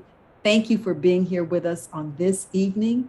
And as Ken said, this will be out on all of the podcast platforms. This is itrnradio.com. And let me say this before we go. When Ken and I decided to do this radio network, it was on one of my many trips to and from LA to Dallas. And we decided, let's see what it looks like on the tube. We took out our computers and we said, let's see what we can do. Let's see what we can do. So I said, I don't want to do this because I'm not real photographic. I'm not real photogenic. So I don't want to see my face on camera. But we kept going and kept going. And we said, oh, we're going to figure out how to do this. I went back to LA, went to work. And one day he sent me a message and said, I found it. Black Talk Radio. We started on Black Talk Radio almost 7 years ago. And we've evolved and we've grown and we're continuing to grow. And it gets better and better because of people like you. We're heard in over 55 different countries. Ken sent me a text and said, Puerto Rico is listening. The Republic of Nigeria, Kenya, we're all over the planet because of people like you, because of the message that we send, because of the work that we feel we have to do in the community. You all make it possible. And I want to say thank you. We are so humbled that you have joined us. Thank you, thank you, thank you. And thank you to our hosts who are also on this broadcast. It's been a pleasure. Have a good evening. Everybody be safe going home. If you need a ride, let us know. Put your mask on and be very, very safe. And remember, this is ITRN, Intentional Talk Radio Network.